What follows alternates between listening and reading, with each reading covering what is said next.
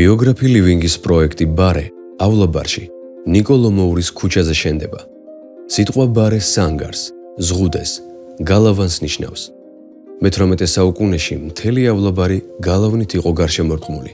შესაბამისად მისი სახელწოდება გალავნის იქეთა მიდამოს, გარეუბანს მოიაზრებს.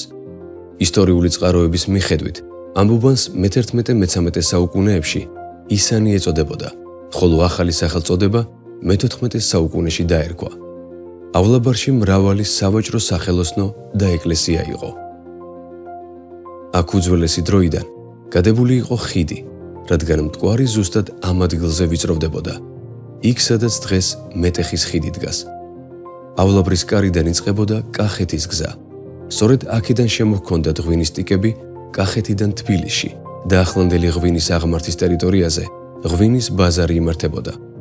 ამ მიდამოებში მდებარეობდა გერმანელი ხარატის, თეოდორ ზალცმანის სასტუმროც, რომელიც ქალაქში საუკეთესოდ ითვლებოდა. სწორედ რომ აქ ჩერდებოდნენ თბილისში ჩამოსული ევროპელები მე-19 საუკუნის შუა პერიოდში. დღესდღეობით ავლაბარში მატერიალური კულტურის ძეგლებიდან შემორჩენილია მეტეხის ღვთისმშობლის ტაძარი, დარეჯან დედოფლის სასახლე საჩინო, ტრადიციული ქართული საცხოვრებელი სახლი, ფორაქიშვილების დარბაზი და რამდენიმე ეკლესია.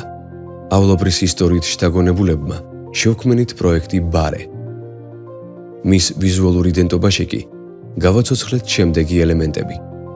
დარეჯან დედოფლის სასახლის საჩინოს აივნის მოაჯირი, ავლაბრის გალავანი, როგორც ძველი თბილისის ერთ-ერთი დაცული ზღუდე და ღვინის დოქი, როგორც ისტორიული თბილისის კავშირი ღვინის გზასთან.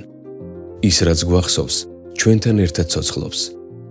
ბიოგრაფი ლივინგის თითოეული პროექტის კონცეფცია კავშირშია ადგილის იდენტობასთან.